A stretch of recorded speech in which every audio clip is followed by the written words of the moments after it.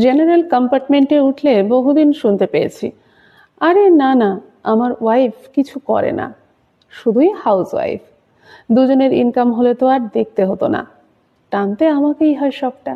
অথচ এরাই বিয়ের সময় চাকরি করা যাবে না, ঘরোয়া সুন্দরী শিক্ষিতা মেয়ে চেয়েছিলেন। হয়তো না, না ও কিছু করে না বলবেন বলি, অথবা বিয়ের পর কিছু শুরু করতে গেলেই এদের স্ত্রীদের নিশ্চিত শুনতে হয়েছে, থাক আর ওই কটা টাকার জন্য এই পরিবারের সম্মানহানি করো না। আকবরের পরিবার কিনা জানা নেই আমার, সম্মানহানি কেন হবে সেটাও বুঝি না। সৎ পথে স্ত্রী যদি ছোটখাটো কাজ শুরু করলেও এদের সম্মান চলে যাবে কিভাবে সেটাও বোধগম্য হয় না। যাই হোক, অনেক অফিস যাত্রীর মুখেই শুনেছি, আরে না না, আমার গিন্নি বাড়িতেই থাকে, কিছুই করে না, ওনার বাড়ির সমস্ত কাজ রোবটে করে হয়তো। গতকাল এই বাঁধা গর্তের বাইরে একটা কথা শুনলাম, বছর 42-এর এক ভদ্রলোকের মুখে।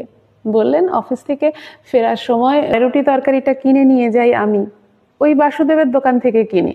বাসুর স্ত্রী নিজেই ঘরে রান্না করে বিক্রি করে, বাড়ির মতো হালকা রান্না করে ওখানে। পাশের ভদ্রলোক বিস্মিত হয়ে বলল, কেন বৌদির শরীর খারাপ নাকি?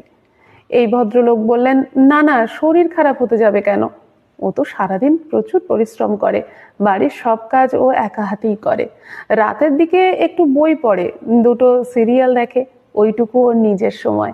তাই আমি বলেছি রাতের রান্নার দায়িত্ব আমার, আমি যেহেতু রাঁধতে পারি না তেমন, তাই এই ব্যবস্থা। ভদ্রলোক মজার ছলে হাসলেন, ভালো লাগছিল শুনে।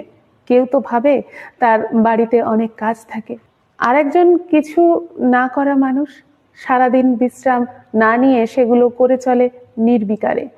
দুজন ভদ্রলোক ব্যঙ্গাত্মক ঢঙে বললেন, আমাদের দত্তদা মহান মানুষ, বউ সিরিয়াল দেখবে বলে রুটি কিনে নিয়ে যায়। সত্যিই তো বিষয়টা বেশ হাস্যকর।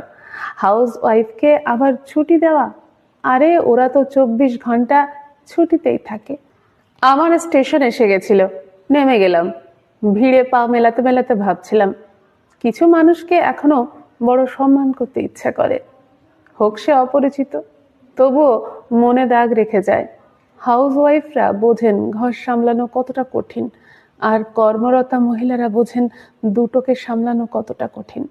চাকরি করলেও বাড়ি ফিরলে কেউ তার জন্য চা বানিয়ে নিয়ে বসে থাকে না, অফিসের ব্যাগ রেখে রান্নাঘরে তাকেই ঢুকতে হয় চা করতে। তবুও কিছু মানুষ যে বোঝেন, সাহায্যের হাত যে বাড়িয়ে দেন, এটাই প্রাপ্তি।